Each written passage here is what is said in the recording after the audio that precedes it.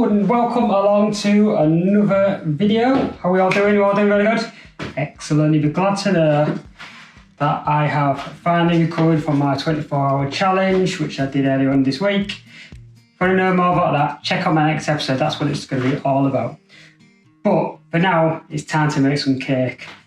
So some of you have been commenting in that you quite like these baking videos. So I'm going to keep doing them for a little bit. Bit of fun into it, you know. So today I'm going to combine my two favourite things, coffee and cake, and I'm going to make a coffee and walnut cake. Sounds good? Excellent. If you like these videos, please subscribe, please like this video, and please comment below. Right, so what do we need? We need a hat first. There you go, that's better. Just wash your hands, 1 minute. Right, okay, so because I am as tight as you like, I'm going to make a half cake because basically I don't like sharing cake. So if I make a half, it means I can eat it all without it going stale. So all the ingredients I'm going to use today, double it to make a full one, or use what I'm using to make a half. I will put the recipe in the comments below. So what we need is 3 ounces of self-raising flour. I'm going to put that in there. 3 ounces of caster sugar.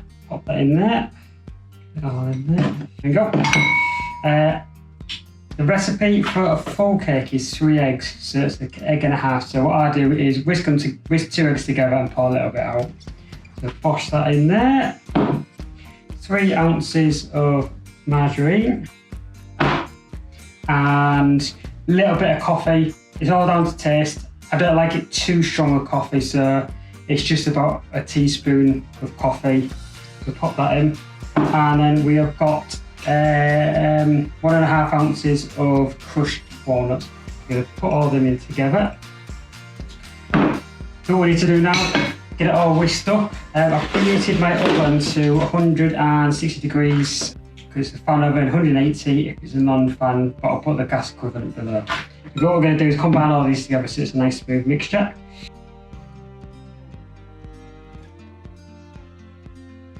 Nearly there. We're going to just scrape all the sides and just get all of those ingredients together. Man, this smells good already. So what I've done is I've got I think it's a 7-inch baking tray. So I'm only going to do half. So I'm going to basically cook one, cut it in half, stack it on top of itself. So as you can see, we've got a nice smooth mixture there, so we're going to just pop that straight into the baking tray. Make sure you put some greaseproof paper at the bottom because it will stick. We've got some really expensive non-stick pans, so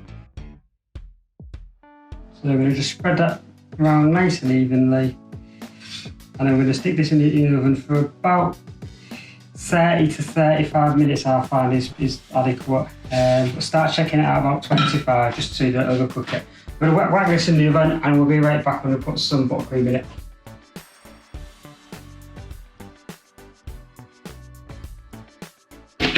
Right, welcome back. I'm not going to lie, I stuffed the one up. It was a complete failure, so I had to bake another one. So this is it, it's nice and cold now, and like I said before, I was just going to make a half. So all we're going to do is cut it straight down the middle. Just like that. There we go. Right, so I've already prepared my buttercream. So all we've got in here is 2 ounces of margarine and 4 ounces of icing sugar. Again, with just a little bit of coffee just to give it that flavour. So we're going to pop most of it inside the cake. So just spread it on like that. What we're trying to do is just get it right to the edges and just get a really nice even layer. What helps when you're doing your buttercream is just once you've mixed it all up, just leave it to get to room temperature, then it just makes it a lot easier to spread and a lot easier to manage.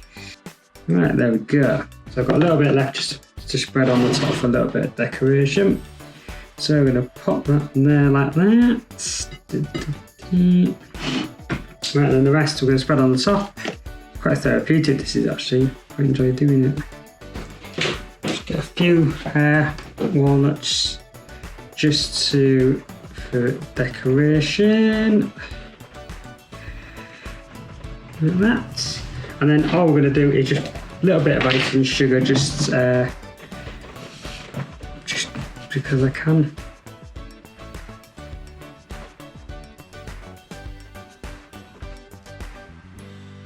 There we go. Easy as that. There you go. Tastes great.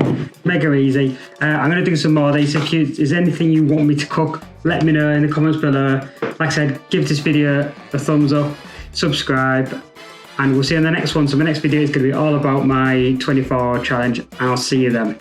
I've been Coleman to Lakesman.